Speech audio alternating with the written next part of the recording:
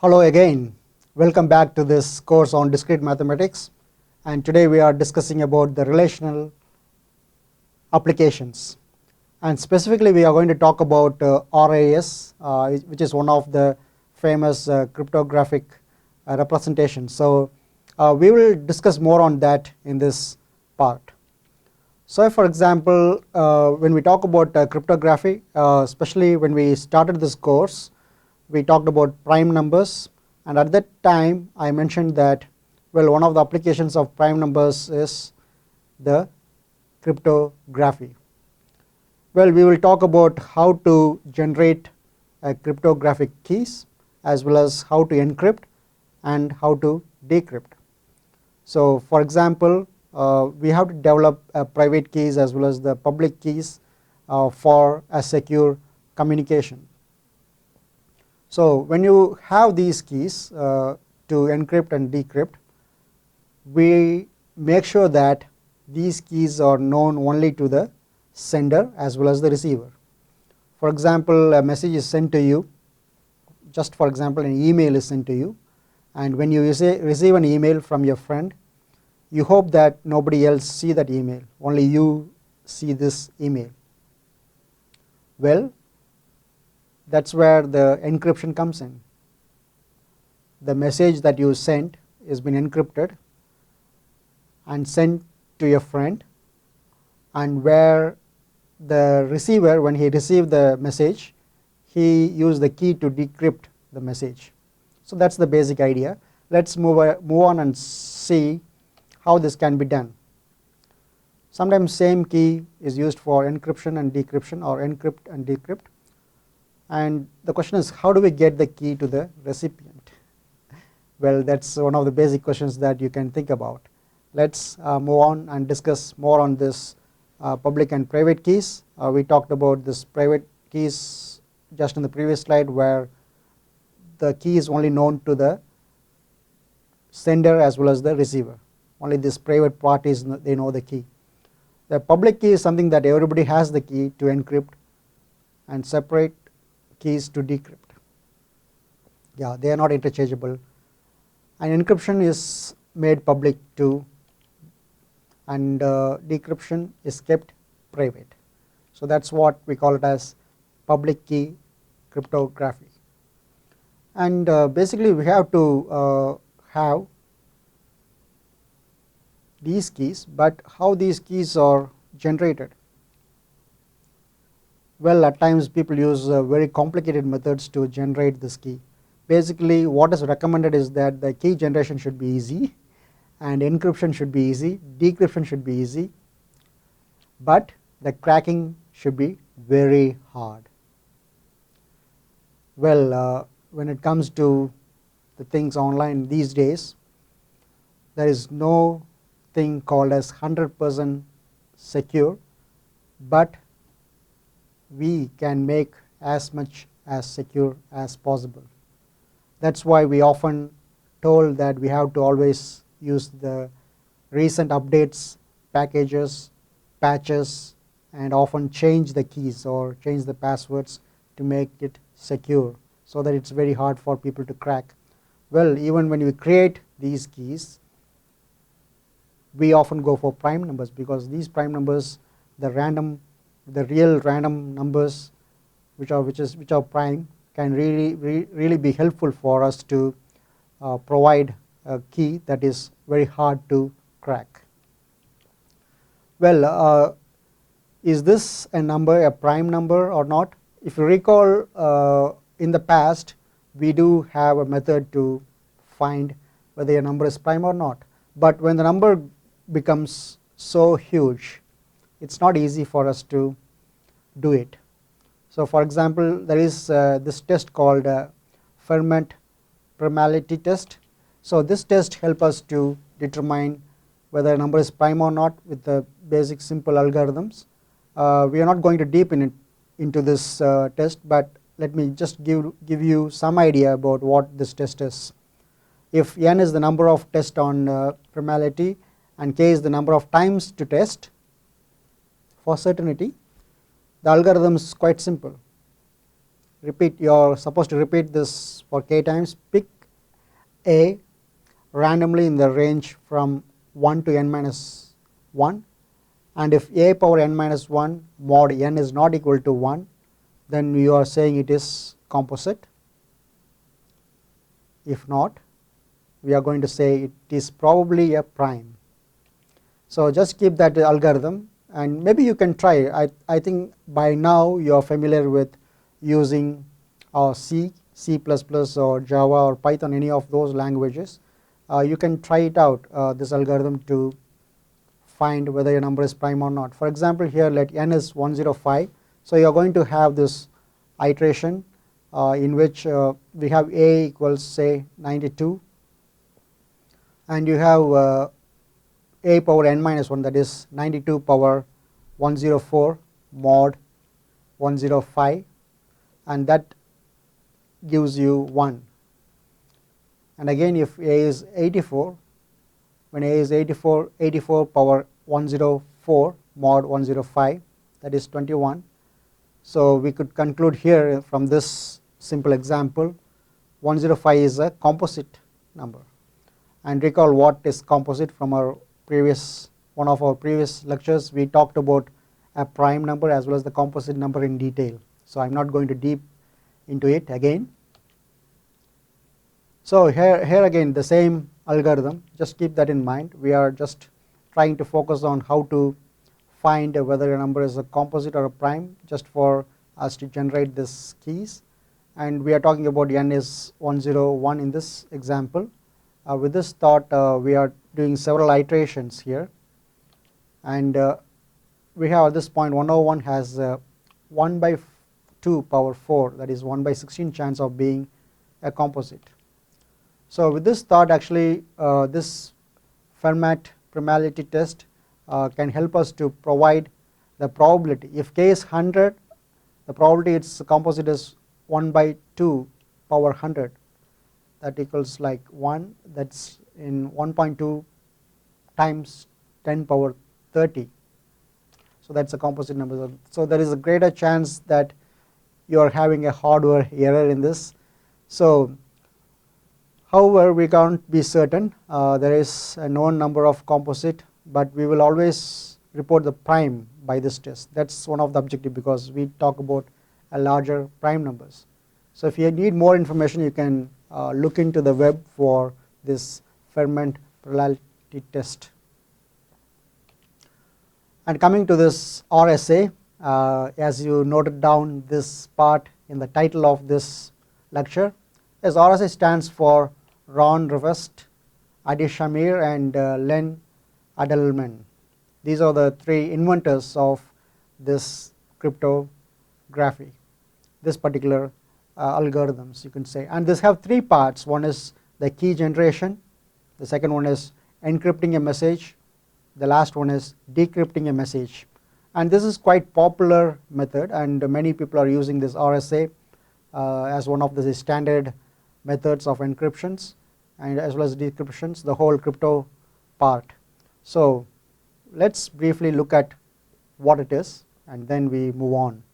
And you can also see how the things that we have studied in relations are being used in this part, and still you can relate on the things that you have studied about the functions, about the sets. Yes, they all contribute some way and somehow. Let's start with the key generation step. Basically what we have is we have to choose two random large prime numbers. Yes, in fact every time we want to choose a large prime numbers, so that here in this case p is not equals to q, and n is p times q. So when you choose two large prime numbers, we make sure that they are not equal numbers. If suppose you have a larger prime numbers, say one prime numbers is like 200 digit, the other prime is maybe 300 digits, well, it seems to be quite large. Well, we have these two large prime numbers have been chosen, and after that the second step, choose an integer such that a e lies between 1 and n, which is relatively prime to p minus 1 and q minus 1. So relative prime to p minus 1 times q minus 1. So here we have to compute d. D equals this part. We have to compute d such that d times e is equivalent or similar to 1 times mod of p minus 1 times q minus 1. So it's basically we are telling that d times e mod p minus 1 q minus 1 equals 1.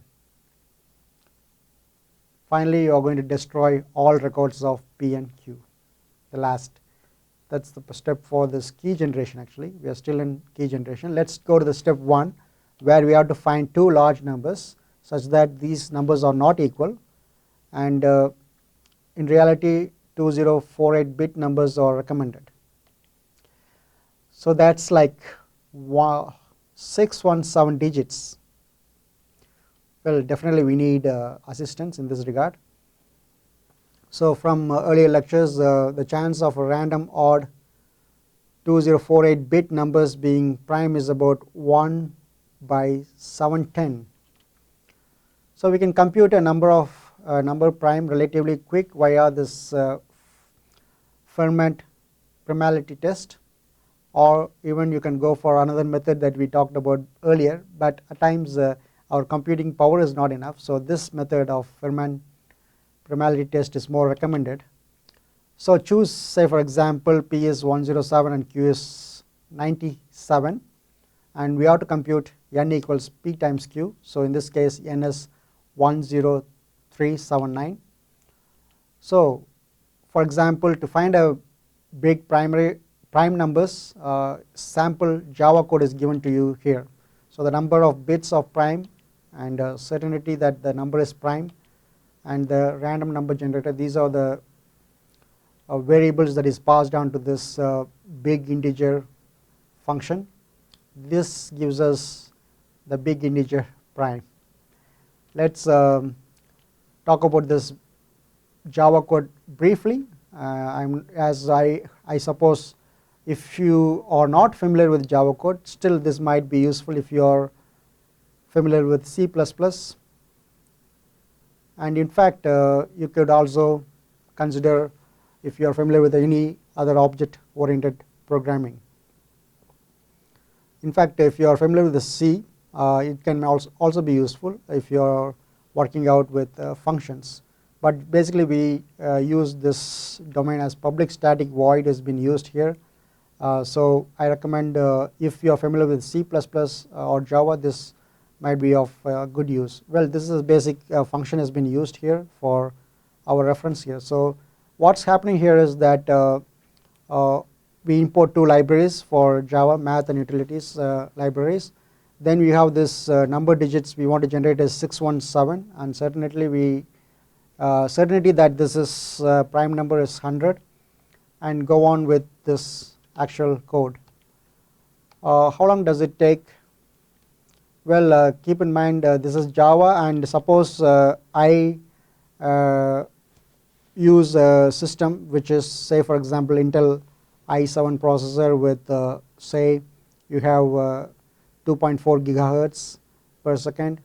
It operating at say even if it operates at say 2 gigaflops or even more, 4 gigaflops. Even at times we do have systems right now with even 1 teraflops. So even at that speed it takes quite long for us to generate such keys. So let me skip this part here. Let's go to this practical consideration of key generations. Yes, p and q should not be too close to each other. So p minus 1 and q minus 1 should not have small prime factors. So use a good random number generator. We know that a pure random number generator is not easy for us to build, and if you recall the pseudo random generator that we talked about in the past, that doesn't really generate a pure random number. So we have to choose an integer e such that it lies between 1 and n, which is relatively prime to p minus 1 and q minus 1. So there are algorithms to do this efficiently, though we don't dive into those algorithms here. I recommend you to look after these algorithms. So basically the easy way to do this is to make E as a prime number. Well, we always talk about prime. Yes, that's one of the main thing when we talk about cryptography. It only has to be relatively prime to P minus 1 and Q minus 1, but it can be full prime if you want to take it out. Well, let's recall we had P as 107 and Q as 97. So from this you can in fact generate P minus 1 times Q minus 1, that is 106 times 96, that gives you 1, in fact that is 10176.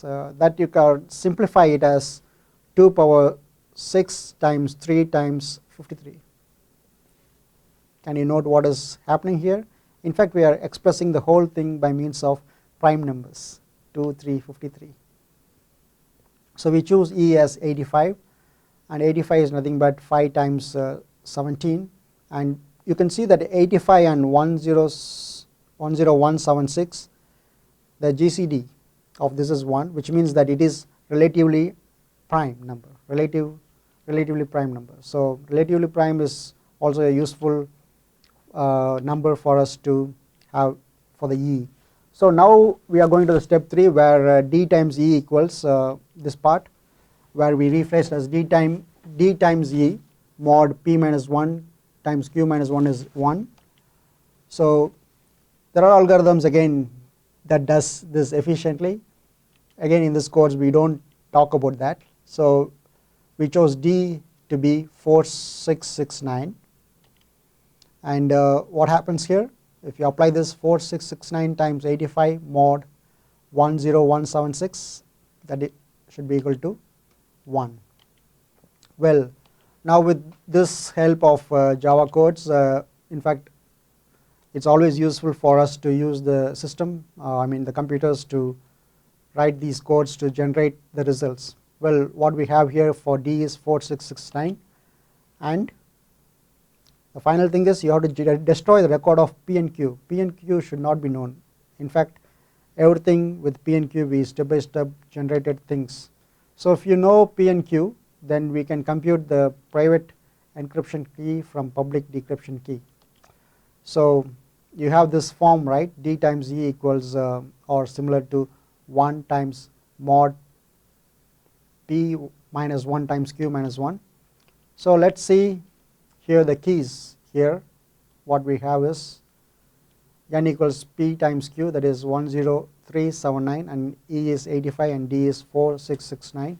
So the public key is N comma E. This is given as the public key, and the private key is N comma D. So thus N is not private here. Right, we know that D is only private here. So in reality D and E are 600 or so digits, which is so huge, right? Yeah, but that can give us certain degree of security.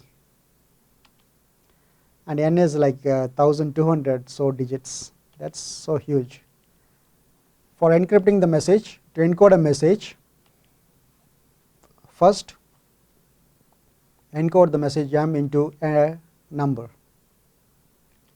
Split the number into smaller numbers, whereas in that case M is less than N. And we are going to use the formula C equals M power E mod N, and C is the crypto text and M is the message.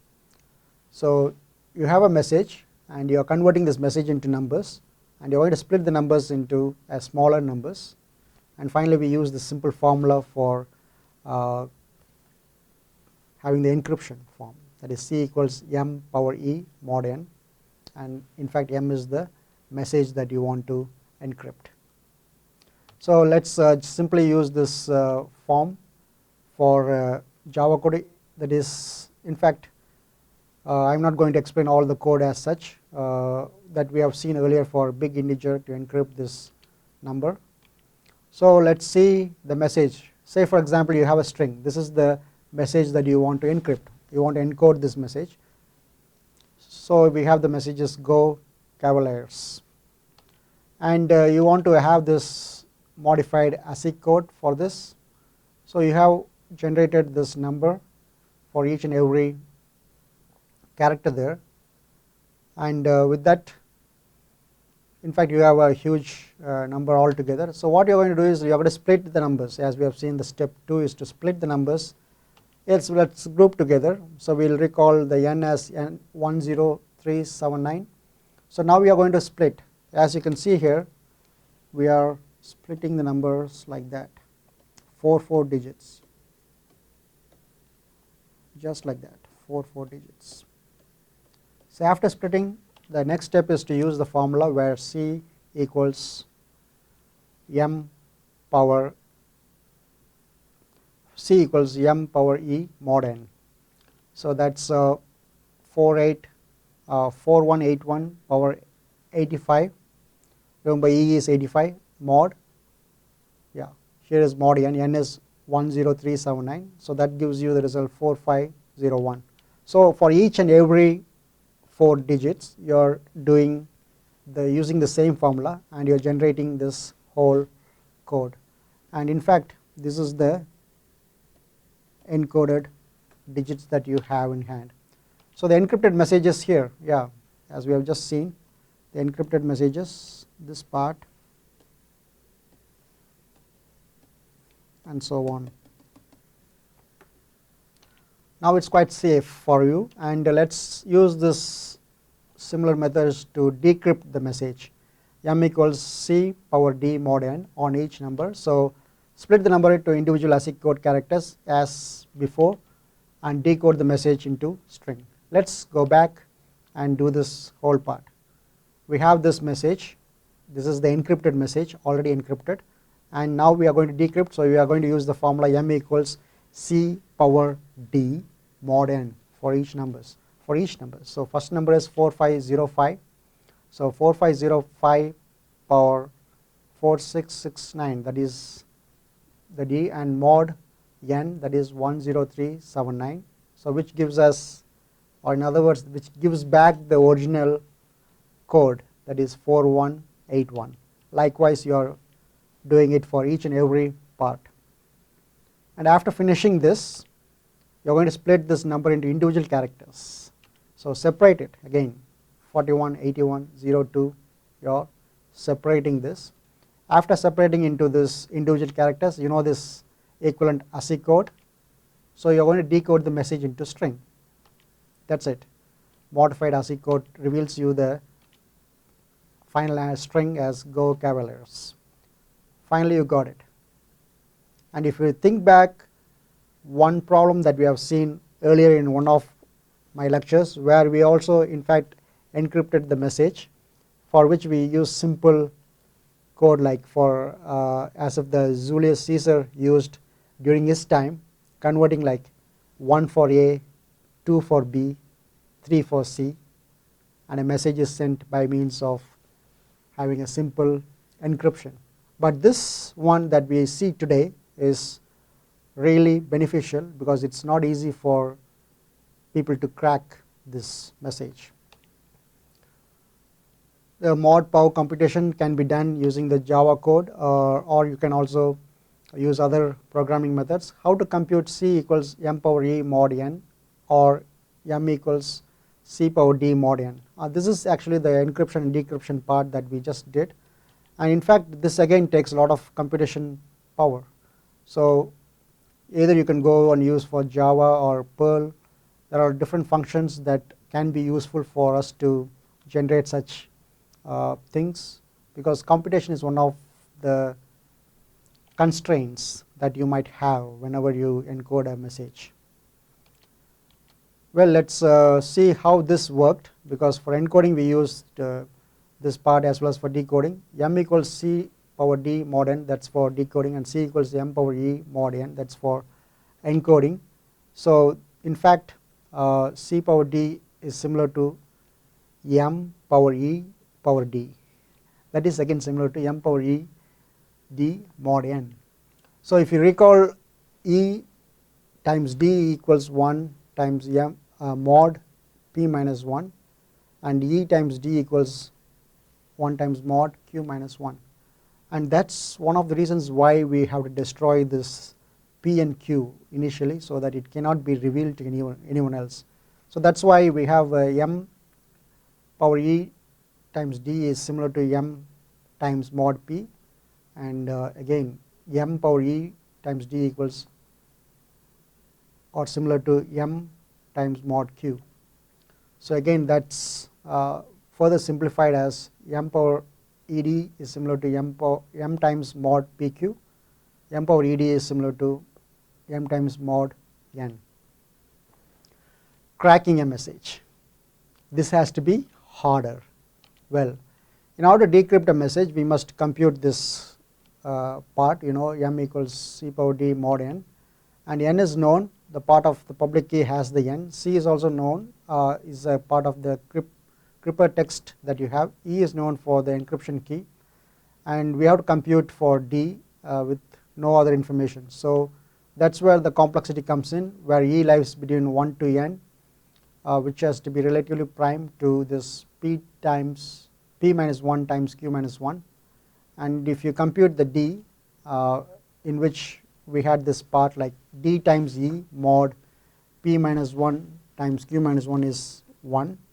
So the last few slides we are still discussing about the same thing, about creating or generating the key, then using the encryption and the decryption. Now we are talking about the cracking the message. Well, thus we must factor the composite N into its component primes. So the problem is there is no efficient way to do this part. That's the one of the complication that we have, but we can't tell what is the factors. Once N is factored into P and Q, we can compute D as above. That's one of the reasons why we have to again destroy the values of P and Q, so that it's hard for people to crack. Once you know these things anyway, we can decrypt C to obtain M. And here is another thing. In order to decrypt a message, we must compute M, that is C power D mod N. And again these things, N, C, which is a cryptotext, if you want to crack it, you have E as 85.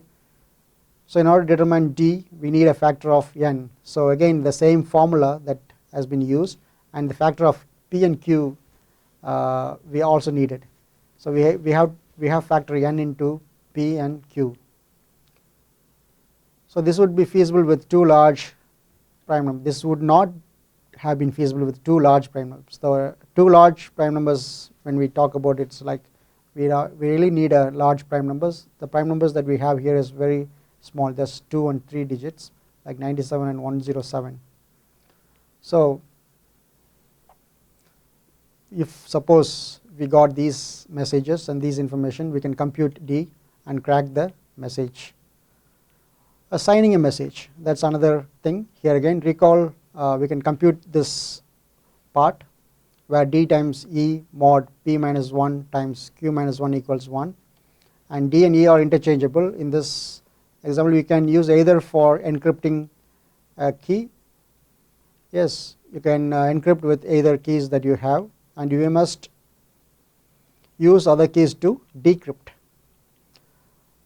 To sign a message, write a message and determine, say, MD5 hash.